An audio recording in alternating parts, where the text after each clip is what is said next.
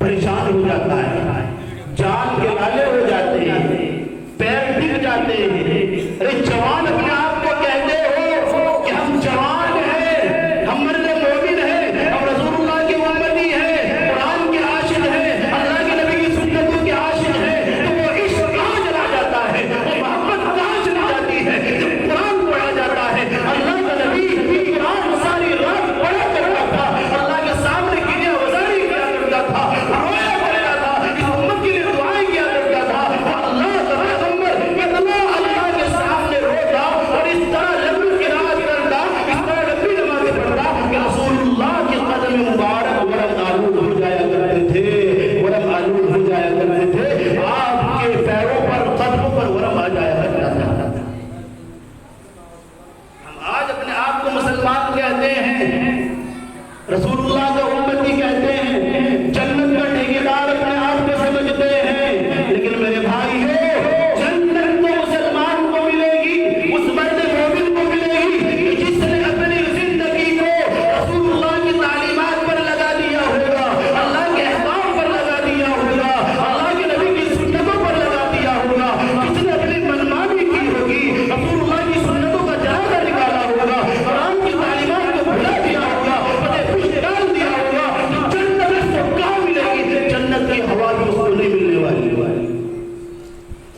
جنت مرد مومن کو مل جائے گی، کامل ایمان والے کو مل جائے گی، اس انسان کو مل جائے گی کہ جو اللہ کے احکام کو بجا لائے گا، اللہ کے احکام کو پورا کرے گا، قرآن کی تعلیمات پر عمل کرے گا، قرآن کے پڑھنے والے سے محبت کرے گا، ان سے مسامحہ کرے گا، ان کی خدمت کرے گا، ان سے دین کو سیکھے گا، دین کو پڑھے گا۔ ان لوگوں کی زندگی میں ایک انقلاب پیدا ہوگا، ایک برکت پیدا ہوگی، ان کی زندگی قابل رشک بن جائے گی۔ کیا آپ نے حضرات صحابہ کی تاریخ نہیں پڑھی، ان کے افعال نہیں پڑھے، ان کے اقوال نہیں پڑھے؟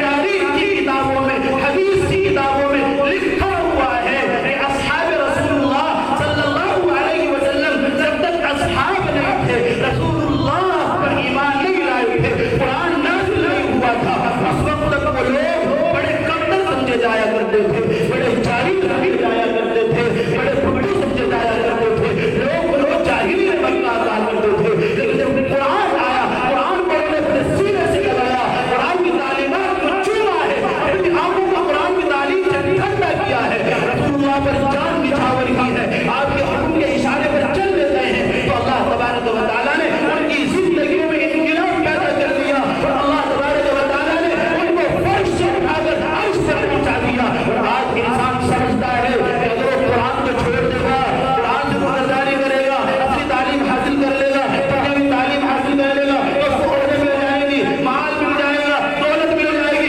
سب کچھ مل جائے گا، لیکن اللہ کا قرب اس کو حاصل نہیں ہو سکے گا، اللہ کی محبت اس کو حاصل نہیں ہو سکے گی، نبی علیہ السلام کا سفارش کو مستحق نہیں ہو سکے گا۔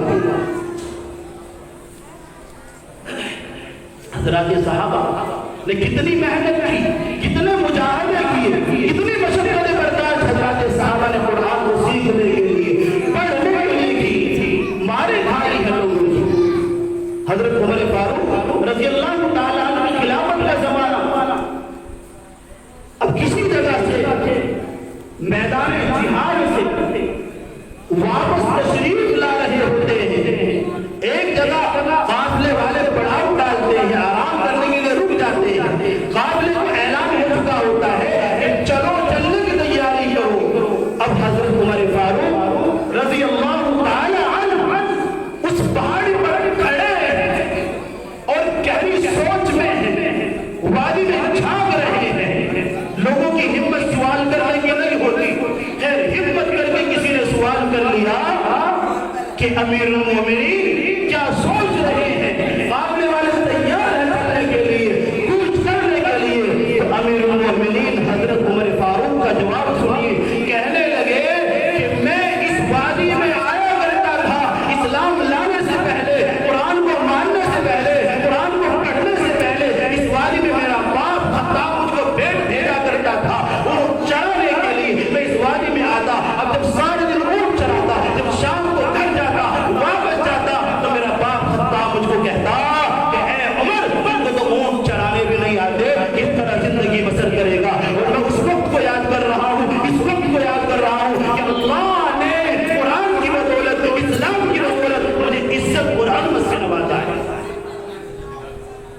یہ ہے قرآن کی برکت، یہ ہے قرآن کی شان۔ قرآن پڑھ کر تو دیکھے انسان محبت کے ساتھ اللہ کی محبت میں غرق ہو کر کے، وہ قرآن ہے کیا؟ قرآن اللہ کی ذات سے نکلا ہوا کلام، اللہ نے اس کو پڑھا ہے، اللہ نے اس کا تغلق کیا ہے، لوح محفوظ پر لکھا ہوا ہے۔ اللہ تبارک و تعالیٰ نے حضرت جبریل علیہ السلام کو پڑھ کر کے سناتے، اور جبریل اللہ کے نبی کو پڑھ کر کے سناتے۔ اس طرح سے 23 برس کی مدت میں قرآن تھوڑا تھوڑا نازل ہوا ہے، آسمان دنیا سے اور آسمان دنیا پر پورے کا پورا لوح محفوظ سے نازل ہوا ہے ایک ہی مرتبہ میں، شب قدر میں، رمضان کے مہینے میں۔ اس لیے قرآن کو اور رمضان کو ایک خاص تعلق ہے، ایک خاص مناسبت ہے۔ یہی وجہ ہے کہ رسول اکرم علیہ السلام اور حضرت جبریل علیہ السلام قرآن کا نور فرمایا کرتے تھے رمضان کے اندر۔ حضرت جبریل بھی اللہ کے نبی کو سناتے، اللہ کے نبی بھی حضرت جبریل کو سناتے۔ تو یہ ہے رمضان کہ جس میں قرآن کو بڑا خاص درجہ حاصل ہے، اور رمضان اور قرآن کا ایک خاص تعلق ہے۔ کہ رمضان اور یہ قرآن ہے کیا؟ سارے سال دیکھو جس کو قرآن پڑھنا نہیں آتا وہ قرآن کی عظمت سے دور ہے، قرآن کی برکت سے دور ہے۔ لیکن رمضان کا مقدس مہینہ آیا تو اللہ کے گھروں میں جمع ہو کر کے ہم نے قرآن کی برکت کو حاصل کیا، قرآن کی برکت سے ہم مالا مال ہوئے، ہمارا دل اللہ کی عظمت سے معمول ہو گیا، قرآن کی تلاوت سے معمول ہو گیا۔ قرآن جب پڑھا جاتا ہے، قرآن کی جب تلاوت کی جاتی ہے اللہ کی محبت میں غرق ہو کر کے، اور اس خیال سے انسان پڑھتا ہے کہ اللہ نے تمہیں حکم دیا ہے کہ پڑھ کر کے سناؤ، جس طرح پڑھتے ہو۔ جب انسان قرآن پڑھے گا تو فرشتے آئیں گے، فرشتے اس کے لبوں کو بوسہ دیں گے، اور فرشتے رحمت لے کر کے نازل ہوں گے۔ میرے بھائیو بزرگوں، ایک صحابی کا واقعہ کتابوں کے اندر لکھا، ایک صحابی رسول، ایک نوجوان صحابی اللہ کے نبی علیہ السلام کے پاس سے گزر رہے ہیں، وہ قرآن کریم کی تلاوت پڑھ رہے ہیں۔ وَإِذَا انشَقَّتِ السَّمَاءُ فَكَانَتْ وَرْدَةً كَالْبِهَارِ، اور اس آیت کو پڑھ رہے ہیں کہ جب آسمان پھٹ جائے گا، جب آسمان پھٹ جائے گا تو اللہ رب العالمین نے قیامت کی ہولناکی کو بیان کرتے ہوئے یہ فرمایا وَإِذَا انشَقَّتِ السَّمَاءُ فَكَانَتْ وَرْدَةً كَالْبِهَارِ۔ تو انہوں نے اس آیت کو پڑھتے رہے اور کہتے رہے کہ اس وقت تیرا کیا ہوگا، اس وقت تیرا کیا ہوگا، اور آہو بھگا کر رہے ہیں، آہو بھگا اللہ کے سامنے کر رہے ہیں، رو رہے ہیں، گڑ گڑا رہے ہیں، آواز اور دم گھٹنے کے قریب ہو جاتا ہے۔ اللہ کے نبی کو نظر ہوتا ہے، اللہ کے نبی کہتے ہیں کہ تیرے رونے نے فرشتوں کو بھی رلا دیا۔ اللہ اکبر، کیا شان تھی۔ آج کان درس گئے ہیں ایسی تلاوت کے لیے، آج تلاوت کے لیے کان درس گئے ہیں کہ ایسی تلاوت۔ قرآن بھی تو وہی ہے، اللہ بھی تو وہی ہے، اسلام بھی تو وہی ہے، مسلمان بھی تو وہی ہے۔ اسلام نہیں بدلا، قرآن نہیں بدلا، مسلمان نہیں بدلا، ہمارے احوال بدل گئے، ہمارے افعال بدل گئے، ہمارے اخلاق بدل گئے۔ اللہ کا قرآن بھی وہی ہے، وہی برکتیں ہیں اس کے اندر، وہی حلاوتیں ہیں اس کے اندر۔ لیکن اگر ہم پڑھیں تب یہ حلاوتیں، یہ برکتیں ہم کو حاصل ہوتی ہیں۔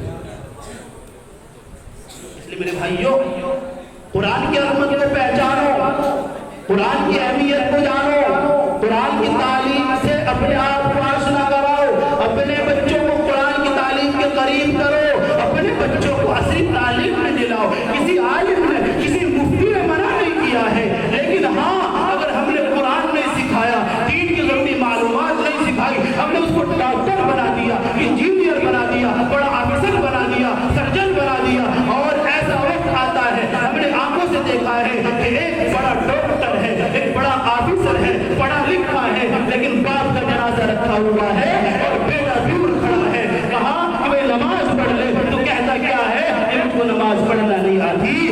بھائیو، دنیا کے اندر ایمان ہو سکتا ہے کام آ جائے، لیکن زیادہ تر ایسے معاملات ہیں جب بچہ بڑے درجے پر چلا جاتا ہے تو ماں باپ کو بھول جاتا ہے۔ اس لیے اپنے بچوں کی دنیا کو بھی آخرت کو بھی بنانے کی فکر کریں۔ قرآن ایک ایسی کتاب کہ جس طرح سے نازل ہوئی بعینہ اپنی اصلی شکل و صورت میں موجود ہے۔ قرآن کا اعتراف غیروں نے بھی کیا ہے، دشمنان نے بھی کیا ہے۔ جو رسول اللہ کے برسر پیغار رہتے تھے، جانی دشمن تھے، وہ بھی قرآن کو جانتے تھے کہ یہ حق ہے، اللہ کا کلام ہے، سچ ہے۔ قرآن کے تاریخ کی کتابوں میں، حدیث کی کتابوں میں واقعہ لکھا ہوا ہے کہ 3 بڑے بڑے سردار ابو سفیان، اخنس بن شریح، ابو جہل، یہ 3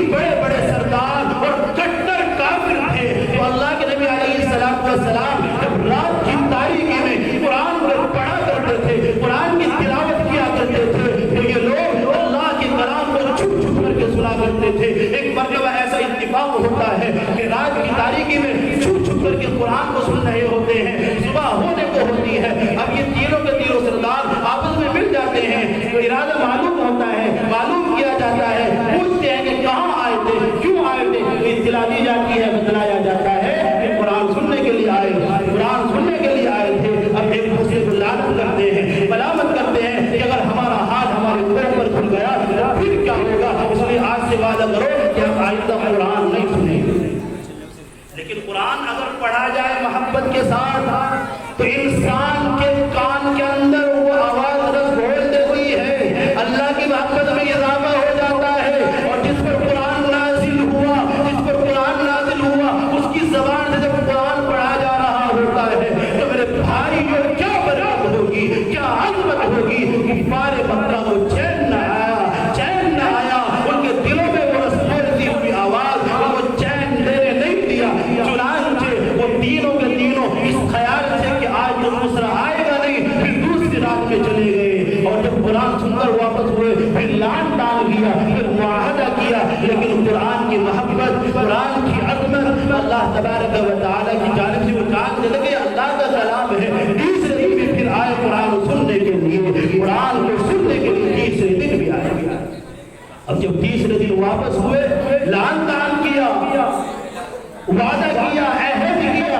اخنس بن شریح سے کو ابو جہل کے پاس بھی گیا, ابو سفیان کے پاس بھی گیا کہ تمہارا اس کلام کے بارے میں کیا خیال ہے. میں نے شاعروں کے کلام سنے ہیں, اس شاعروں کا کلام تو نہیں بلکہ یہ تو سچا معلوم ہوتا ہے, حق معلوم ہوتا ہے, یہ جادوگروں کا کلام نہیں ہو سکتا. اور ابو سفیان نے کہا کہ میرا بھی یہی خیال ہے. ابو جہل کے پاس گیا, ابو جہل نے اپنی عناد میں, سرکشی میں, دشمنی میں کہا کہ کچھ بھی نہیں ہے. ہم میں اور رسول اللہ کے خاندان میں, محمد کے خاندان میں بحث چلی آ رہی ہے کہ انہوں نے نیکیوں میں اضافہ کیا, حاجی کو پانی پلانا شروع کیا, ان کی خدمت شروع کی. ہم نے بھی خدمت شروع کی, ان کو پانی پلانا شروع کر دیا. اور نیکی کے آگے, نیکی کے سلسلے میں آگے بڑھنے میں ہم میں تکرار چلا آ رہا ہے. تو اس تکرار کے ہوتے ہوتے ہم میں بھی وہی سلسلہ چلا آیا. اب ان میں سے ایک آدمی کہہ رہا ہے کہ اللہ کا پیغمبر ہو, کچھ بھی نہیں ہے, اور ہم اس بات کو کیسے مانتے ہیں. کفار بھی جانتے تھے اللہ کا کلام لیکن مانتے نہیں.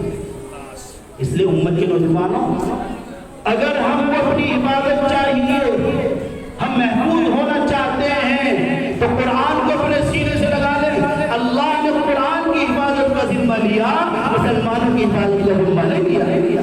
کسی روایت میں, کسی حدیث میں, کسی قرآن کی آیت میں اللہ نے نہیں کہا کہ میں مسلمانوں کی حفاظت کروں. قرآن کی حفاظت کو ذمہ اللہ نے لیا ہے. اگر اپنے آپ کو محفوظ کرنا چاہتے ہو تو قرآن کے دامن سے لپٹ جاؤ, محفوظ ہو جاؤ گے, اللہ کے نزدیک محفوظ ہو جاؤ گے, اللہ کے نزدیک مقبول ہو جاؤ گے. اس لیے میرے بھائیوں, اپنی زندگیوں پر, اپنی اولادوں پر, اپنی نسلوں پر رحم کھاؤ. آج باطل طاقتیں سب ابھار رہی ہیں, سب ابھار رہی ہیں, مسلمانوں کو ختم کر دینا چاہتی ہیں, مٹا دینا چاہتی ہیں, سب حقیقت ختم کر دینا چاہتی ہیں. کبھی مسجدوں کے نام پر, کبھی مدرسوں کے نام پر, کبھی داڑھی ٹوپی کے نام پر, کبھی گھروں میں نمازوں کے نام پر مقدمے ہو رہے ہیں, گھروں میں بلڈوزر چلایا جا رہا ہے. اور آج یہ باطل طاقت دلدلاتی پھر رہی ہے. وجہ کیا ہے کہ اللہ کو ہم سے محبت نہیں. اللہ کو تو محبت ہے لیکن اللہ نے ایک نظام بنا دیا, اللہ نے ایک نظام بنا دیا. اللہ نے فرما دیا تھا وما اصابکم من مصیبت فبما کسبت ایدیکم ویعفو عن کثیر. دین پر جو پریشانی آتی ہے, جو مصیبت آتی ہے, جو مبتلائی تم پر آتی ہے, وہ تمہارے اپنے اعمال کے کرتوت ہیں. حالات کا شکنجہ کسا جا رہا ہے, حالات پر حالات آ رہے ہیں, لیکن جتنے حالات بڑھتے چلے جا رہے ہیں, مسلمانوں کی لاپرواہی غفلت میں بڑھتی جا رہی ہے. مسلمان خواب غفلت میں بیدار, خواب غفلت میں مست ہے. غفلت کی نیند سے بیدار ہونے کے لیے مسلمان تیار نہیں ہے. اگر تیار نہ ہوا تو حالات تو ابھی کچھ بھی نہیں, حالات اور بدتر ہوتے چلے جائیں گے. اس لیے میرے بھائیوں, بخارا کی سمرقند کی تاریخ دوڑائی جائے گی, فلسطین کی تاریخ دوڑائی جائے گی. اس لیے اپنے آپ پر رحم کرو, اپنے بچوں پر رحم کرو, اللہ سے دو لگا لو. اللہ ناراض ہے, ہمارا رب ناراض ہے. اس رمضان کے مقدس لمحوں میں, مقدس اور مبارک لمحوں میں اللہ سے دو لگا کر کے اللہ سے مانگ لے, اللہ کی محبت کو مانگ لے. اے اللہ ناراض ہو چکا ہے, اللہ سے راضی ہو جائیے, ہمیں اپنا بنا لیجیے. میرے بھائیوں, قرآن سے ہم دور ہو جائیں گے کرنے والا کہ جو ہماری زندگی کو کامیاب بنا دے، ہماری آخرت کو کامیاب بنا دے۔ کامیابی قرآن کے اندر ہے، ہدایت قرآن کے اندر ہے، شفا قرآن کے اندر ہے۔ میرے بھائیو، قرآن کریم کو اس محبت کے ساتھ پڑھو کہ اللہ کہے کہ قرآن پڑھ کر کے سناؤ، کیسا پڑھتے ہو؟ ایک صحابی رسول کا واقعہ کتابوں کے اندر لکھا، حضرت ابی بن کعب ایک بڑے قاری ہیں، قرآن کے عاشق ہیں، قرآن سے محبت کرنے والے ہیں۔ چنانچہ حضرت ابی بن کعب رضی اللہ تعالیٰ نبی پاک علیہ الصلوۃ والسلام کی خدمت میں تشریف فرما ہے۔ رسول اکرم علیہ الصلوۃ والسلام ابی بن کعب سے کہتے ہیں کہ اللہ کا حکم ہوا ہے، اللہ کا حکم ہوا ہے کہ میں تمہیں قرآن پڑھ کر کے سناؤں، تم میرا قرآن سنو۔ ابی بن کعب کہنے لگے اللہ سبحانی کہ اللہ نے میرا نام لے کر کے فرمایا؟ کہا کہ ہاں اللہ نے تمہارا نام لے کر کے فرمایا کہ کچھ قرآن اس کو پڑھ کر کے سناؤ۔ ابی بن کعب کی آنکھوں میں آنسو آ گئے کہ اللہ کے یہاں میرا تذکرہ ہوا ہے، اللہ کے یہاں کا میرا تذکرہ ہوا کہ ہاں اللہ کے یہاں تمہارا تذکرہ ہوا ہے۔ اس لیے ایسے کام کرو، ایسی تلاوت کرو، ایسا عمل کرو کہ اللہ فرشتوں کے ذریعے سے فرشتوں کے سامنے فخر کرے اس امتی پر، اس انسان پر، اس بندے پر۔ ہم نے کہا تھا کہ فساد پھیلائے گا، گریزی پھیلائے گا، اور آج اتنا نہ دیکھو نہ کھا رہا ہے نہ پی رہا ہے، کھانا اس کے سامنے، پینا اس کے سامنے ہے، اور رات کی تاریکی میں اللہ کے سامنے کھڑا ہے، میری محبت میں کھڑا ہے۔ اس لیے فرشتوں کے سامنے اللہ بندے پر فخر کرتا ہے جب بندہ اللہ کو راضی کرنے کے لیے اٹھتا ہے، راضی کرنے کے لیے اٹھتا ہے۔ یہ رمضان یہ روزہ اللہ کی بارگاہ میں سفارش کرے گا جب نفسی کا عالم ہوگا، انسان جنت جہنم میں جانے کا فیصلہ ہو چکا ہوگا، اب یہ قرآن کھڑا ہو جائے گا، یہ روزہ کھڑا ہو جائے گا، قرآن کہے گا اللہ رات بھر میں نے اس کو کھانے سے روکا، میں نے کھانے سے روکا، پینے سے روکا، سونے سے روکا، بستروں کو چھوڑ کر تیری محبت میں، میری محبت میں ان کو پڑھتا رہا، میری تلاوت کرتا رہا۔ اے اللہ اس حق میں میری سفارش کو قبول فرما لے، اللہ قرآن کی سفارش کو اس کے حق میں قبول فرما لیں گے۔ رمضان کہے گا کھانا اس کے سامنے تھا، پینا اس کے سامنے تھا، سب کچھ اس کے سامنے تھا، لیکن تیرا حکم پورا کرنے کے لیے نہ اس نے کھایا ہے نہ پیا ہے۔ اے اللہ اس کے حق میں میری سفارش کو قبول فرما لے۔ اور قرآن ہم نے سنا ہے، قرآن ہم نے پڑھا ہے، اس کی تلاوت کی، اس کی سعادت کی ہم نے حاصل کی ہے، اس کی برکت حاصل ہم نے کی ہے، اب قرآن کا ثواب کیا ہے۔ اللہ کے نبی علیہ السلام نے فرمایا کہ جو انسان ایک حرف قرآن کا پڑھتا ہے تو اس کو 10 نیکیاں لکھی جاتی ہیں اس کے نامہ اعمال میں۔ فرمایا تفصیل بیان کی، تشریح عرض کی، کہا الف لام میم، میں نہیں کہتا کہ الف لام میم ایک حرف ہے، بلکہ میں کہتا ہوں الف ایک الگ حرف ہے، لام ایک الگ حرف ہے، میم ایک الگ حرف ہے، تو الف لام میم ہم نے پڑھا 30 نیکیاں ہمارے نامہ اعمال میں لکھی جاتی ہیں۔ اور یہ تو عام بات ہے، رمضان میں نیکیاں بڑھا دی جاتی ہیں، رمضان میں عظمت بڑھا دی جاتی ہے، اللہ عبادت کا ثواب کو مرحمت فرما دیتے ہیں، بڑھا دیتے ہیں، فرائض کا نوافل کا ثواب بڑھا دیتے ہیں۔ اس لیے میرے بھائیو رمضان یہ اعمال کی زینت کا مہینہ ہے، اعمال کو کمانے کا مہینہ ہے، اس لیے اس رمضان کو غفلت میں نہ گزارے۔ ایک یہودی کا واقعہ کتابوں کے اندر لکھا، آج ہم گھنٹے نوجوان ہو کر کے سارے دن کھاتے پیتے ہیں، اٹھ کے کھاتے ہیں، اور سارے دن ہمارا جسم چلتا رہتا ہے، کبھی پانی پیتے ہیں، کھلے عام کھاتے رہتے ہیں، اور اگر کوئی کہتے کیا ہے کھانے کے لیے ہمارے پاس ہے، بھوکا وہ مرے جس کے پاس کھانے کو نہ ہو، اور جب اللہ کی چوری نہیں تو بندوں کی کیا چوری ہے۔ اس طرح کے الفاظ کہہ کر کے انسان کفر سے مریض ہو جاتا ہے، اس کے ایمان کا خطرہ ہو جاتا ہے۔ میرے بھائیو بزرگوں، ایک یہودی کا واقعہ کتابوں کے اندر لکھا کہ اس نے اپنے بچے کو رمضان میں کھاتے ہوئے دیکھا، رمضان میں کھاتے ہوئے دیکھا، اپنے بچے کو اس نے مارا، اس کی پٹائی کی، اس کو تنگ بھی کی، اب اسی ہفتے اس کا انتقال ہو گیا۔ ایک بڑے امام نے، ایک بڑے عالم نے اس کو خواب میں دیکھا کہ وہ جنت میں مزے لے رہا ہے، جنت میں چل رہا ہے، جنت کے بالاخانوں میں گھوم رہا ہے۔ تو ان امام صاحب نے، ان عالم صاحب نے ان اللہ والوں نے اس سے معلوم کیا، ارے تم یہاں کیسے پہنچے؟ تو اس نے کہا کہ اس احترام رمضان کی وجہ سے اللہ تبارک و تعالیٰ نے مرتے وقت مجھ کو کلمہ اسلام سے معلومات کر دیا تھا۔ کس کی وجہ سے؟ رمضان کے احترام کی وجہ سے۔ وہ تو یہودی تھا، کافر تھا، اللہ کے نبی کا دشمن تھا، لیکن بھی احترام کیا تو اللہ نے اس کو جنت میں عالی شان محلات اس کا فرمایا۔ اور آج ہم مسلمان ہو کر کے رمضان کا احترام ہے، قرآن کا احترام ہے، قرآن کی عظمت کا خیال ہے ہمارے دلوں کے اندر؟ نہیں، قرآن کی عظمت کا خیال نہیں۔ اللہ کے نبی علیہ السلام نے فرمایا بھئی متوجہ ہو کر کے سنیں، یہ قرآن کی تلاوت جس طرح سننا ثواب، قرآن کی عظمت کو، اہمیت کو، افادیت کو بیان کیا جائے تو اس کو سننا بھی ثواب۔ آپ बर्दाश्त होकर के ना बैठे, अपने दिलों पर बोझ रख करके ना बैठे, घंटों की तरफ निगाह न करें। आपका ये बैठना भी कबूल है और इबादत में लिखा जा रहा है। अल्लाह रब्बुल आलमीन ऐसे लोगों की और ऐसी मजलिसों की मग़फ़िरत फरमा देते हैं जो अल्लाह की मोहब्बत में, अल्लाह के कलाम की मोहब्बत में जमा होते हैं। और ये तो आखिरी अशरा चल रहा है। रसूलुल्लाह सल्लल्लाहु अलैहि वसल्लम आखिर अशरे में इबादत में ज़्यादा इंतज़ाम पैदा फरमाया करते थे। इबादत में ज़्यादा आप अलैहिस्सलातु वस्सलाम मुनहमिक हो जाया करते थे, अपनी इबादत को बढ़ा दिया करते थे। और आप अलैहिस्सलातु वस्सलाम सारी रात इससे पर तशरीफ नहीं ले जाया करते थे। शब क़द्र की तलाश में, और शब क़द्र किसको मिल गई तो फरमाया लैलतुल क़द्र खैरुम मिन अल्फ़ि शहर, 1000 महीनों से बेहतर है अगर किसी इंसान ने शब क़द्र की इबादत कर ली, शब क़द्र में उसने जाग करके गुजार दी। और ये आखिरी अशरा चल रहा है। रमज़ान आइंदा साल हमको नसीब हो ना नसीब हो, बहुत सारे हमारे मुसलमान भाई, हमारे बच्चे, हमारे बूढ़े जो पिछले साल हमारे दरमियान थे, हमारे सामने थे, आज वो नहीं है। न जाने मेरी जिंदगी का भरोसा नहीं, आपकी जिंदगी का भरोसा नहीं, न जाने कब जिंदगी की शाम हो जाए, अल्लाह का बुलावा आ जाए और अल्लाह तबारक व तआला के यहाँ हमारी पकड़ हो जाए। अल्लाह से सवाल कर ले कि क्या लेकर के आया है। आज जवानी तेरे पास है, सेहत तेरे पास है, माल तेरे पास है, इज्जत तेरे पास है, हाथ चल रहे हैं, पैर चल रहे हैं, आँख देख रही है, कान सुन रहे हैं। आज वक्त है, आज मौके को गनीमत जान ले और इस मौके को गनीमत जान करके अल्लाह की राह में अपनी जवानी को लगा ले, अल्लाह की इबादत में अपनी जवानी को लगा ले। ऐसी जवानी का क्या फायदा जो अल्लाह की राह में खर्च ना हो सकी, ऐसी आंखों का क्या फायदा जो अल्लाह की मोहब्बत में ना रोए, ऐसे कानों का क्या फायदा कि जो अल्लाह के जिक्र को ना सुन सके, अल्लाह के कलाम को ना सुन सके। ऐसी इबादत, ऐसी हलावत हमको आनी चाहिए कि अल्लाह हम पर फख्र करे, अल्लाह हम पर फख्र करे। अरब का एक काला कलोटा, हबशा का एक गुलाम काला कलोटा है, मोटे मोटे होठ है, बदसूरत है। अब अल्लाह के यहाँ उसका क्या एहतराम है। रसूलुल्लाह जाते हैं मेराज के सफर के लिए, अल्लाह के नबी जा रहे हैं मेराज के सफर के लिए और अर्श पर अल्लाह के करीब होते हैं। देखा कि किसी की कानों में आवाज आ रही है, किसी के चलने की, जूतों की आहट कानों में महसूस हो रही है। हज़रत जिब्रील से मालूम करते हैं कि किसकी आवाज है।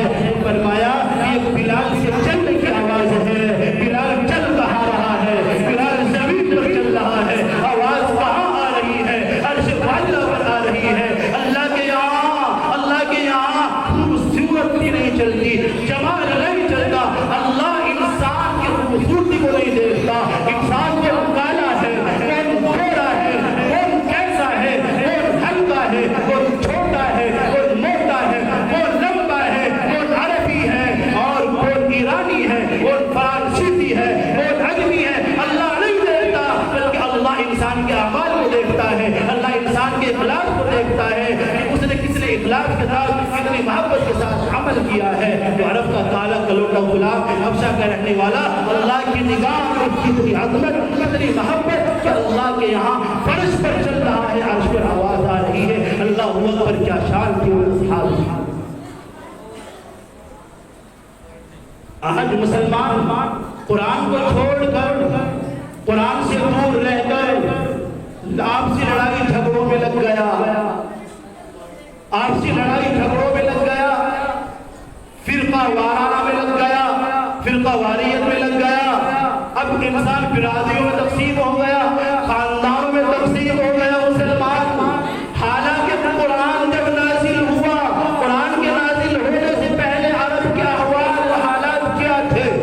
बात बात पर लड़ना झगड़ना, छोटी छोटी बात पर खुरेज़ी हुआ करती थी, तलवारें निकल आया करती थी, गर्दन गरम हो जाया करती थी। लेकिन जब कुरान आया तो सब नफरत खत्म हो गई, सब तफरकाबाजी खत्म हो गई, वो नफरत मोहब्बत में तब्दील हो गई।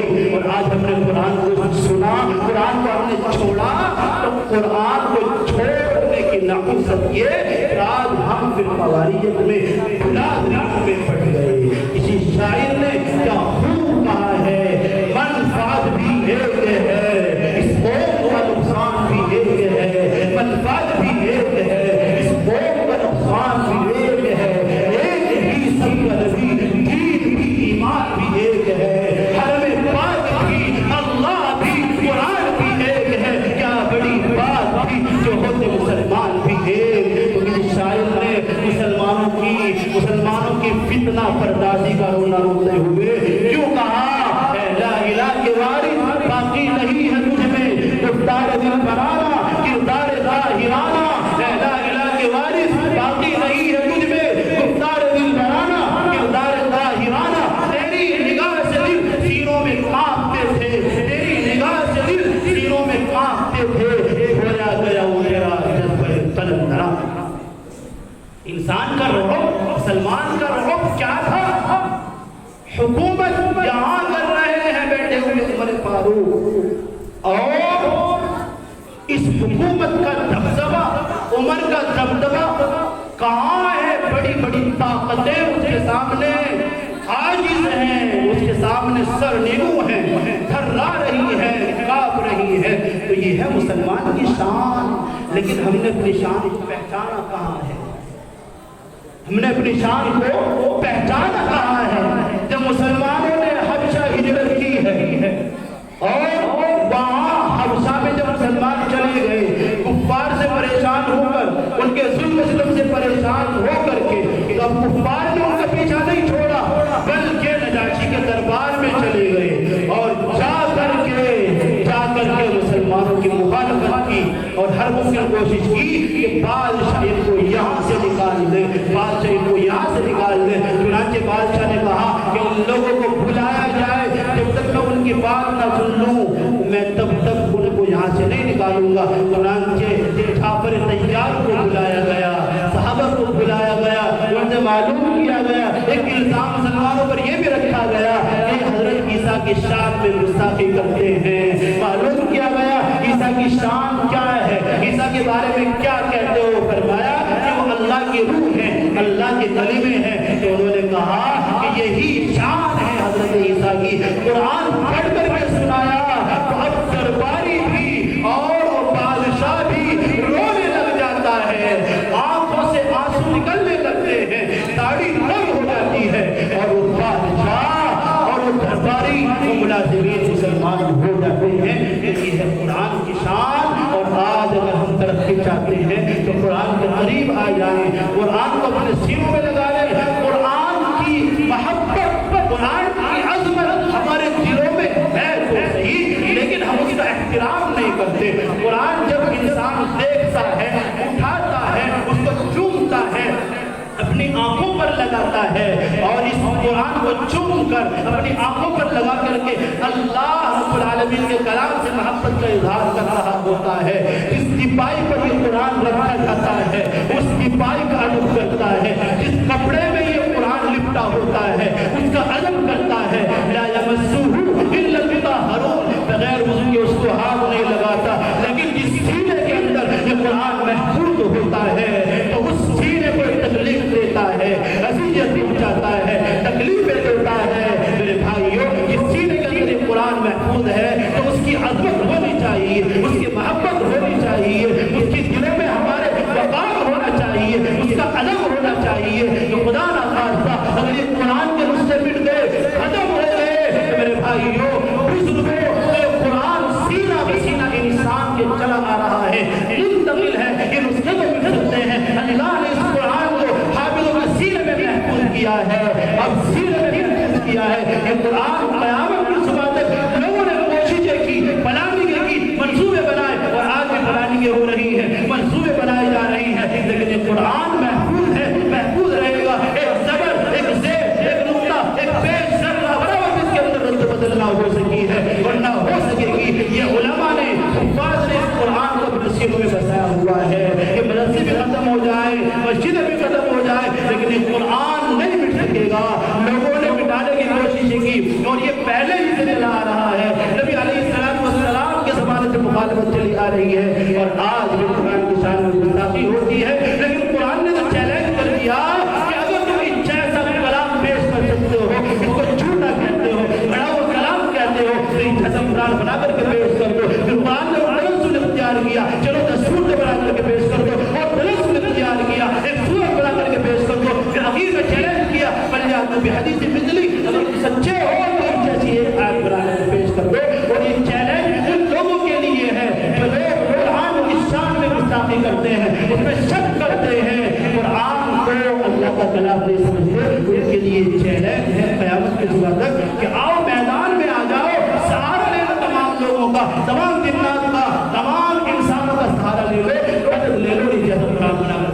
بھائیوں، لیکن کوئی قرآن اجازت نہ کر کے پیش نہ کر سکا ہے، نہ کر سکے گا انشاءاللہ قیامت کی صبح تک بھی۔ جو حالات آ رہے ہیں، یہ حالات کیوں آئے، کس وجہ سے آئے؟ یہ حالات ہمارے ہاتھوں کی کمائی ہے۔ اللہ کے نبی علیہ السلام کی ایک حدیث میرے ذہن میں آ گئی۔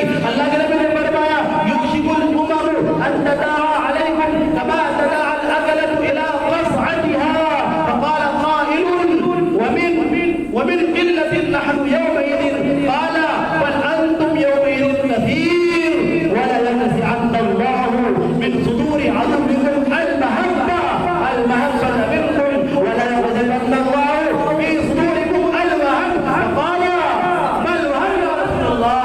قال حب الدنيا وكراهية الموت، حب الدنيا وكراهية الموت۔ فرمایا ایک زمانہ ایسا آنے والا ہے کہ دعا کی قبولیت کا وقت ہے، ایسے موقع پر جب اللہ کا کلام پورا ہوتا ہے، اللہ رب العالمین کی جانب سے 4000 فرشتے نازل ہوتے ہیں، اور جو دعا مانگی جاتی ہے اللہ قبول فرماتے ہیں، وہ فرشتے آمین کہتے ہیں۔ اس لیے پورا مہینہ ہم نے محنت کی، اور جب انعام کے ملنے کا نمبر آیا تو ہم نہ جائیں اس مبارک لمحے کو نہ کھوئیں، اپنے اس وقت کو برباد نہ کریں۔ جو اللہ کا انعام مل رہا ہے اس انعام کو حاصل کر کے جائیں۔ تھوڑی بات آپ کے سامنے میں عرض کر رہا ہوں، انشاءاللہ اس کے بعد دعا ہو جائے گی، اس لیے جانے کی فضا نہ بنانا۔ تو فرمایا اللہ کے نبی نے ایک زمانہ ایسا آ رہا ہے کہ قریب ہے کہ اور لوگ تم پر اس طرح حملہ آور ہوں گے کہ جس طرح کھانے والے کھانے کے برتنوں پر ٹوٹ پڑتے ہیں۔ شادی حالوں میں آپ نے دیکھا ہوگا کہ جب کھانا شروع ہوتا ہے پلیٹ لے کر کے ایک دوسرے پر چڑھنے کے لیے تیار ہو جاتے ہیں۔ فرمایا ایک صحابی نے کہا کہ یا رسول اللہ اس وقت ہم تعداد میں کم ہوں گے؟ فرمایا کہ نہیں بلکہ زیادہ ہوں گے، کثیر ہوں گے، بلکہ تم اور بہت زیادہ ہوں گے۔ فرمایا اللہ کے نبی علیہ السلام نے کہ تمہارے دشمنوں کے دل سے رعب ختم ہو جائے گا، تمہارا رعب ختم ہو جائے گا، تمہارے دلوں میں وہن داخل ہو جائے گا۔ فرمایا یا رسول اللہ وہن کیا ہے؟ فرمایا دنیا کی محبت اور موت سے نفرت۔ کیا فرمایا؟ دنیا سے محبت اور موت سے نفرت۔ آج دنیا سے ہم نے محبت لگا لی، دنیا میں جی لگا لیا تو نفرتیں پھیل گئی۔ مسجد کے اندروں میں نفرتیں ہیں، خاندانوں میں نفرتیں ہیں، رشتہ داروں میں نفرتیں ہیں۔ اگر قرآن کو ماننے والے ہوتے تو نفرت نہ ہوتی۔ اور آج مسلمان گھٹ کر کے زندگی گزار رہا ہے، اس کے دل میں ڈر ہے، خوف ہے۔ اگر اللہ سے نہیں ڈرو گے تو خوف نہ جانے کس کا دل میں بیٹھ جائے۔ اس لیے آپ سی لڑائی جھگڑوں کو ختم کر دو۔ رسول اکرم علیہ السلام ایک مرتبہ شب قدر کی تعین کو بتلانے کے لیے باہر تشریف لائے۔ اب آپ نے دیکھا کہ کچھ لوگ لڑ رہے ہیں، جھگڑ رہے ہیں، تو اللہ کے نبی نے فرمایا کہ میں آیا اس لیے تھا تاکہ تمہیں شب قدر کے بارے میں بتلاؤں، لیکن اللہ نے اس کی تعین میرے ذہن سے نکال دی تمہارے اس لڑنے کی وجہ سے۔ تو لڑائی تو بہت بڑی نفرت، آپس میں نفرت، اللہ کی پناہ، مسجدوں کے اندر بھی نفرت، خاندانوں کے اندر بھی نفرت۔ میرے بھائیوں اللہ کے لیے نفرت نہ کرو۔ نفرت تو غیر بہت بڑھ رہے ہیں، بہت ستا رہے ہیں، تکلیفیں دے رہے ہیں، ظلم کر رہے ہیں۔ ان کو معلوم ہے کہ مسلمان بٹا ہوا ہے، کہا گیا کہ بٹو گے تو کٹو گے، وہ ایسا ہو رہا ہے۔ اگر مسلمان متفق ہو جائے، متحد ہو جائے، ایک دوسرے کا ہمدرد ہو جائے، ایک دوسرے کا غمگسار ہو جائے، ایک دوسرے کے ساتھ مصیبت میں کام آنے والا ہو جائے، تو پھر میرے بھائیوں کسی کی ہمت نہیں، مجال نہیں کہ مسلمان کی طرف نگاہ اٹھا کر کے بھی دیکھے۔ اور آج جس طرح اللہ کے گھر میں جمع ہے، رمضان میں جمع ہوتے ہیں، سروں پر ٹوپیاں سجا لیتے ہیں، کرتا پائجامے میں آ جاتے ہیں، مسجدیں پر ہو جاتی ہیں، کوئی مسلمان کو باہر سے نہیں آئے، کرائے کے مسلمان تو نہیں لائے گئے، وہی لوگ ہیں، وہی مسجدیں ہیں، لیکن انسان نے اللہ رب العالمین کی محبت میں غرق ہو کر کے ارادہ کر لیا ہے۔ اس لیے میرے بھائیوں بزرگوں، جس طرح ہم آج جمع ہیں، رمضان میں جمع رہے، اسی طرح یہی شان ہماری پورے سال ہونی چاہیے، پورے سال یہی شان ہونی چاہیے۔ یہی شان ہونی چاہیے، ایک دوسرے سے محبت ہونی چاہیے، نفرت کو ختم کر دو۔ تین تک اگر کوئی انسان دنیا کی رنجش کی وجہ سے کسی سے نہیں بولا، اللہ کی عبادت کر لے، روزے رکھ لے، تہجد پڑھ لے، بڑی بڑی لمبی لمبی تسبیحیں پڑھ لے، اس کی عبادت قابل قبول نہیں، قابل قبول نہیں ہوگی۔ مسجد تو اللہ کا گھر ہے، مسجدوں میں بھی نہ پڑھے، مسجد کا کوئی مالک نہیں ہوتا۔ مسجدوں میں جہاں جہاں مسجدوں کا قرآن میں ذکر ہے تو اس کی نسبت اللہ نے کہاں کی ہے؟ اپنی طرف کی ہے۔ مساجد اللہ کا لفظ استعمال کیا ہے، مساجد اللہ کی مسجدیں ہیں، لیکن کوئی نہ کوئی اس نظام کو چلانے کے لیے ہوتا ہے تو اس کا تعاون کرنا چاہیے، اس کی مدد کرنی چاہیے، امام صاحب کا خیال کرنا چاہیے، ان سے دین کو سیکھنا چاہیے، ان سے محبت کرنی چاہیے۔ میرے بھائیو، ائمہ یہ علماء یہ اکابرین ممبروں سے اور محراب سے ہم کو ہر مصیبت سے ہر خطرے سے آگاہ کرتے ہیں، اور جو اللہ کے نبی نے پیشین گوئی کر رکھی ہے ان سے آگاہ کرتے ہیں، مسلمانوں کو بیدار کرتے ہیں، ہوشیار کرتے ہیں۔ سارے ساتھ امام علم کے لگا ہوتا ہے، نماز وقت پر ہو رہی ہے، تلاوت وقت پر ہو رہی ہے، اذان وقت پر ہو رہی ہے، صفے وقت پر بچھ رہی ہے، گھڑی پر نگاہ ہوتی ہے اس مسلمان کی، اس نمازی کی، اور اگر امام کچھ لیٹ ہو جائے یا کہیں چلا جائے غیر حاضر ہو جائے تو اللہ کی پناہ مسجدوں میں کیا شور شراب ہوتا ہے آپ لوگ خوب جان سکتے ہیں، مجھ کو کہنے کی ضرورت نہیں ہے۔ اور جب امام نہ ہو تو کوئی مصلی پر کسی بھی ضرورت نہیں کہ مصلی پر کھڑا ہو جائے اور نماز پڑھا دے۔ امام کا مقام کیا ہے؟ امام ہے کون؟ امام کا مقام کیا ہے؟ وہ کس کا نائب ہے، کس کا خلیفہ ہے؟ یہ مصلی میرا اور آپ کی جاگیر نہیں ہے، یہ میرے اور تیرے باپ کا نہیں ہے، یہ مصلی رسول اللہ کا مصلی ہے، اللہ کے نبی کا مصلی ہے۔ اللہ کے نبی نے اس عالم کو، اس حافظ کو، اس قاری کو یہ حکم دیا ہے کہ اس کو سنبھال سکتا ہے، اس کو سنبھال سکتا ہے اور اس کے فرائض کو ادا کر سکتا ہے، لوگوں کو نماز پڑھا سکتا ہے، تو میری تیری کیا مجال کے مصلی پر کھڑا ہو جائے؟ یہ تو رسول اللہ کا مصلی ہے، یہ منبر و محراب رسول اللہ کی وراثت ہے۔ اللہ کے نبی نے فرمایا العلماء ورثۃ الانبیاء، علماء انبیاء کے وارث ہیں۔ اب انبیاء کیا چھوڑتے ہیں؟ انبیاء کیا چھوڑتے ہیں؟ مال چھوڑتے ہیں، درہم چھوڑتے ہیں، سونا چھوڑتے ہیں، چاندی چھوڑتے ہیں، نہیں بلکہ وہ جو علم چھوڑ کر کے گئے ہیں، قرآن چھوڑ کر کے گئے ہیں، دین چھوڑ کر کے گئے ہیں، اس قرآن کو سنبھالے ہوئے ہیں، ہماری روح کو، ہمارے بچوں کے ایمان کو سنبھالے ہوئے ہیں، ہمارے ایمان کو سنبھالے ہوئے، اور ہمارے ایمان کے، ہماری روح کے یہ علماء ٹوپ کر ہیں۔ جب انسان ظاہر اس سے بیمار ہو جاتا ہے، سر میں درد ہوتا ہے، تکلیف ہوتی ہے، بیمار ہوتا ہے، جس کو ڈاکٹر کے پاس جاتا ہے، اس کو 1,000 روپے فیس دیتا ہے، دوائی کھاتا ہے، اور جب روح کے بیمار کے پاس آتا ہے، جم کر دو، یا جب اذان کا نمبر آتا ہے، بچے کی پیدائش کا وقت ہوتا ہے، اذان پڑھنے کے لیے امام کو بلایا جاتا ہے، اب جب بچہ بڑا ہو جاتا ہے، وہ بچہ بڑا ہو کر کے اس قابل ہو جاتا ہے کہ اس کو کلمہ سکھلایا جائے، قرآن سکھلایا جائے، امام کے قریب آتا ہے، اس کو تعلیم دیجیے، اس کو پڑھائیے، اللہ کا قرآن، اللہ کا دین سکھلائیے، بچہ بڑا ہو جاتا ہے، نکاح کا نمبر آتا ہے، نکاح پڑھانے کے لیے امام کو بلایا جاتا ہے، اور جب بچہ اپنی حد کو پار کر کے اپنی زندگی کے لمحات کو طے کرے چلا جاتا ہے، بوڑھا ہو جاتا ہے، موت طاری ہو جاتی ہے، تو نماز جنازہ پڑھنے کے لیے کس کو بلایا جاتا ہے؟ کسی کی ہمت نہیں ہوتی۔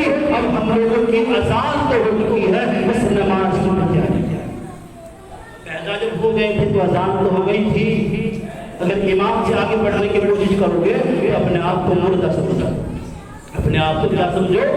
مردہ سمجھو۔ اس لیے میرے بھائیو، علماء کا احترام کرنا گویا کہ رسول اللہ کے حکم کو پورا کرنا۔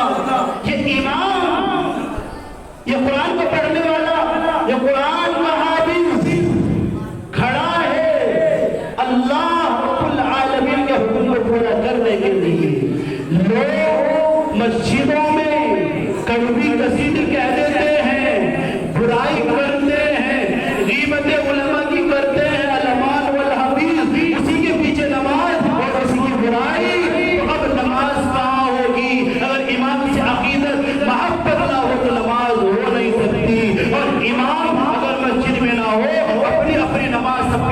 چلے جائیں پھر میرے بھائیوں مسجد آباد کہلائے گی یا نہیں؟ آباد نہیں کہلائے گی۔ 27 نمازوں کا ثواب نہیں ملے گا اگر امام نہ ہو۔ تو امام کی وجہ سے مسجد آباد ہے، امام کی وجہ سے اللہ کا گھر آباد ہے، ہماری عبادتوں کا ثواب بڑھ رہا ہے، درجات بڑھ رہے ہیں۔ کس کی وجہ سے؟ اس امام کی وجہ سے۔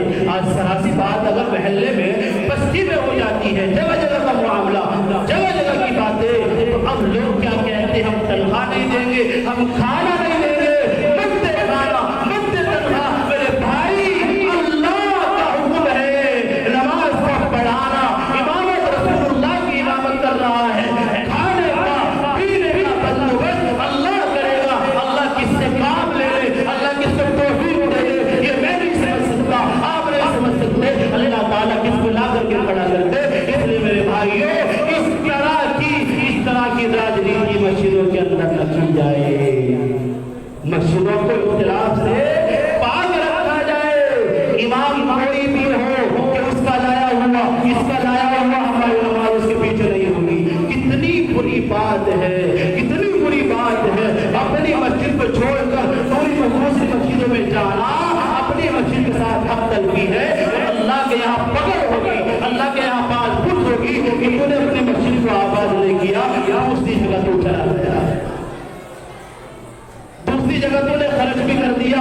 اپنی مسجد، اپنا امام محتاج تھا، اس لائق تھا کہ اس کی تنخواہ کو بڑھایا جائے، اس کی ضرورت پوری نہیں ہوتی تھی۔ تو میرے بھائیوں پکڑ ہوگی، پکڑ ہوگی، پکڑ ہوگی۔ اس لیے خواب غفلت سے ہم بیدار ہو جائیں، خواب غفلت سے ہم بیدار ہو جائیں۔ رسول اکرم علیہ السلام کی ایک حدیث میں آپ کے سامنے عرض کر رہا ہوں، علماء کی شان کیا ہے، علماء کا مقام کیا ہے۔ میرے بھائیوں رسول اکرم علیہ السلام نے فرمایا کن عالما او متعلما او مستمعا او محبا فلا تنل الخامس فتهلك۔ کہ تو عالم بن یا طالب علم بن یا دین کی بات کو سننے والا بن یا دین کے ماننے والوں سے، دین کے پڑھنے پڑھانے والوں سے محبت رکھنے والا بن۔ 5 عالم کرنا کہ تو ہلاک ہو جائے گا، تباہ ہو جائے گا، برباد ہو جائے گا اگر ان کی غیبت کرے گا، برائی کرے گا۔ میرے بھائیوں کا اگر اللہ نے سوال کر لیا، عالم بنا نہیں بنا، طالب علم بنا نہیں بنا، دین کی بات کو سنا کہ نہیں سنا، کیا تو نے اللہ والوں سے، رسول اللہ کے وارثین سے محبت کی کہ نہیں محبت کی، تو اس کا بیڑا غرق ہو جائے گا، اس کا بیڑا غرق ہو جائے گا۔ اس لیے میرے بھائیوں اللہ کے کلام کو پڑھنے والوں سے، اماموں سے محبت کرنے والے بن جاؤ۔ ہو سکتا ہے یہ محبت کل اللہ کی بارگاہ میں ہمارے کام آ جائے اور یہ محبت ہم کو جنت میں لے جانے کے لیے لے جانے کا اور ہمارے نجات کا ذریعہ بن جائے۔ امام کے معنی پیشوا، رہنما۔ لوگ کہتے ہیں کہ امام لفظوں میں دل میں تو نہیں، دل سے نہیں، لفظ کیا کہتے ہیں؟ ہمارا امام، ہمارا پیشوا، ہمارے سروں کے تاج۔ اور جب نمبر آتا ہے قائد تنخواہوں کا تو اب ہوش اڑ جاتے ہیں، یہ سوچتے ہیں کہ کم سے کم تھوڑے میں رکھوں، اتنا دو کہ جس سے میرا گھر کا خرچ نہ بھی چل پائے۔ کتنا دیتے ہو؟ 5,000، 10,000، 15,000 تو اللہ ماشاءاللہ کی دیکھے ہوں گے۔ کتنے؟ 10,000۔ دیکھو امام کی ذمہ داری، امام کی ڈیوٹی کتنی ہے بتائیے؟ کتنی ہے؟ 10 گھنٹے کی، 5 گھنٹے کی، 1 گھنٹے کی، کتنی دیر کی ڈیوٹی ہے؟ بتاؤ بھئی، آپ لوگوں سے سوال کر رہا ہوں، کتنی ڈیوٹی ہے امام کی؟ 24 گھنٹے۔ کتنی ڈیوٹی ہے؟ 24 گھنٹے۔ اور اگر اس ڈیوٹی کو ایک غریب اور ایک مزدور سے کمپیئر کیا جائے، ایک مزدور سے اس کا مقابلہ کیا جائے، اس کی ڈیوٹی کتنی ہے؟ کتنی ڈیوٹی ہے؟ پھر آپ کو سوال کر رہا ہوں، 8 گھنٹے۔ صبح کو 9 بجے جائے گا، شام کو 5 بجے آ جائے گا، بیچ میں گھنٹے کا لنچ کرتا ہے۔ اور اگر کڑوی قصیدے سنائے گا مالک تو پھاولا اور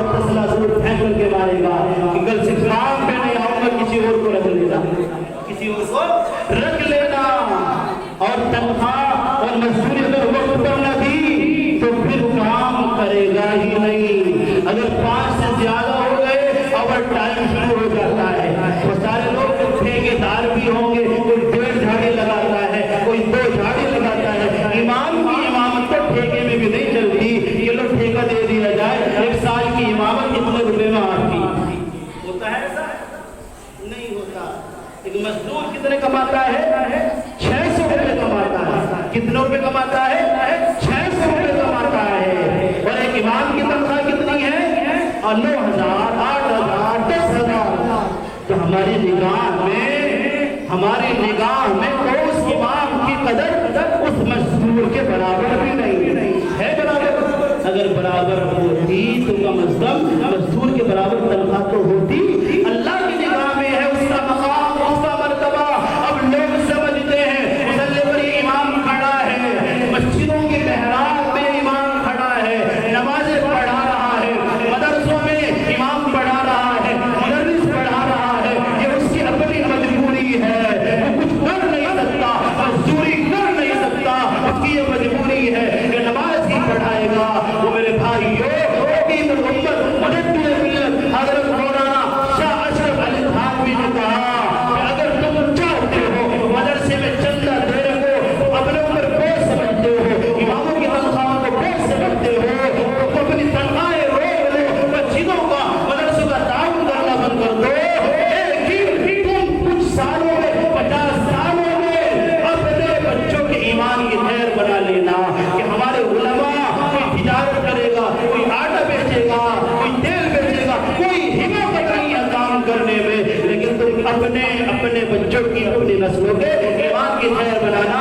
اور آج میں ان کا خادم ہونے کی حیثیت سے عرض کر رہا ہوں کہ 50 سالوں کا مسئلہ نہیں، 2-4 سالوں میں ہی ہمارے بچے دین سے محروم ہونے لگیں گے. اور یہ ہمارے علماء ہمارے بچوں کے ایمان کو سنبھالے بیٹھے ہیں، ان کے ذہن کو بنا رہے ہیں، ان کو الفاظ پڑھا رہے ہیں، اللہ کی بات پہ سکھا رہے ہیں، ہمارے مسائل کو حل کر رہے ہیں. اور ہمارا معاملہ ان کے ساتھ، ہمارا رویہ ان کے ساتھ کیا ہے؟ جو چاہے کہہ دے، جو چاہے ان کی جان میں گستاخی کر دے. میں ایک امام کی بات نہیں کر رہا، بلکہ علی الاعلان میں بسر عام کی بات کر رہا ہوں. سبھی کے لیے کہہ رہا ہوں، سبھی علماء کے لیے کہہ رہا ہوں، سبھی ائمہ کے لیے کہہ رہا ہوں. میرے بھائیو، کہ عالم لوگوں کی کڑوی کثیری سنتا ہے، کڑوی کثیری برداشت کرتا ہے، کڑوی کثیری برداشت کرتا ہے، سنتا ہے. آج ایک ایسا وقت آیا لوگ کھڑے ہو جاتے ہیں اور چوکیوں پر، چوراہوں پر اور سارا وقت خراب کر دیتے ہیں. کب شکر میں میرے بھائی تو قرآن سے محبت کب ہوگا؟ بعد کو منتظر کرنے جا رہا ہوں، انشاءاللہ دعا ہونے والی ہے. آپ حضرات کو بھی خیال ہے اور یہ تو آخری عشرہ چل رہا ہے. اس لیے میرے بھائیو، یہ علماء، یہ ایمان کڑوی کثیری کیوں سن رہا ہے؟ میرے حبیب نے بھی تو غیروں سے آپ برداشت کی تھی، دین کے خاطر، قرآن کے خاطر، اسلام کے خاطر غیروں سے آپ برداشت کی تھی. اور یہ تو پھر بھی اپنے ہیں، یہ تو پھر بھی ہیں. اس لیے میرے بھائیو، ان سے محبت کرو، ان کی قدر کرو، ان سے مسابقہ کرو. ہو سکتا ہے مسابقہ کل کام آ جائے. آپ لوگوں نے ان کے لیے کچھ کیا؟ ائمہ کے لیے کچھ کیا نہیں کیا؟ بتاؤ بھائی، آپ لوگ سارے سال آپ کی خدمت کرتے ہیں، کچھ کیا نہیں کیا؟ ذمہ دار حضرات بولیے، کیا نہیں کیا بھائی؟ بتاؤ.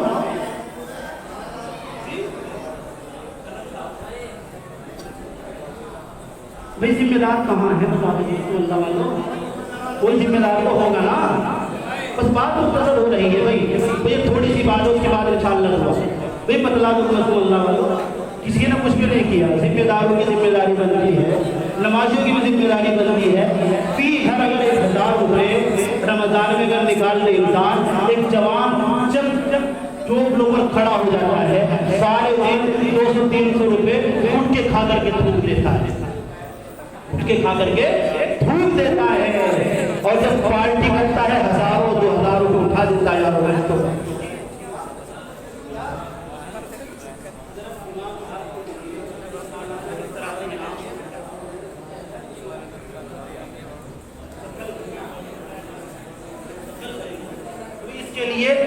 یہ کہہ رہی ہیں کہ انشاءاللہ کل کریں گے. آپ ان کے کرنے کے محتاج نہ ہیں. یہ بھی کوشش کریں، آپ بھی کوشش کریں اور کوشش کرتے رہیں، کیونکہ سال بھر میں ایک موقع آتا ہے. مسجدوں کا، مدرسوں کا خیال کو انسان رکھتے ہیں اور امام کا نمبر کب آتا ہے؟ ایک سال میں ایک بار نمبر آتا ہے. بھئی آپ جو کریں وہ تو کریں، اور کرنا چاہیے، محنت سے بھرپور کرنا چاہیے، زیادہ سے زیادہ کرنا چاہیے، ان سے محبت کا اظہار کرنا چاہیے.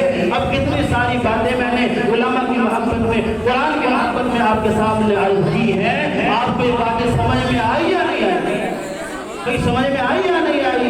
اب میں یہ دیکھنا چاہتا ہوں کہ علماء سے محبت آپ لوگوں کو ہے نہیں ہے؟ اب میں دیکھنا چاہتا ہوں کہ اگر آپ لوگوں سے کوئی تقاضا چھوٹا سا رکھوں، یہ اس انعام و اکرام سے الگ ہوگا، اس انعام و اکرام سے الگ ہوگا کہ آپ لوگ اس قرآن کے پورا ہونے کے موقع پر ایک بابرکت مصافحہ اپنے امام سے کر لیں، جس کو قرآن سے محبت ہے، اللہ سے محبت ہے، امام سے محبت ہے، تاکہ اظہار ہو جائے محبت کا۔ اور جو انعام آپ دیں گے وہ الگ ہے، آپ اس مصافحے کو اس میں نہ جوڑیں، کوئی کھڑے ہو جائے، امام صاحب آپ بھی کھڑے ہو جائے، جس کو جیسے بھی موقع ہو سکتا ہے کل قیامت کے دن اللہ سوال کر لے کہ عالم سے مصافحہ تم نے کیا تھا کیا؟ کہ کہاں کیا تھا؟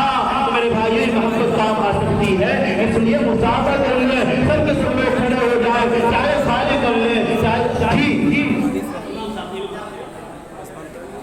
بھئی امام صاحب کو امام صاحب ماشاء اللہ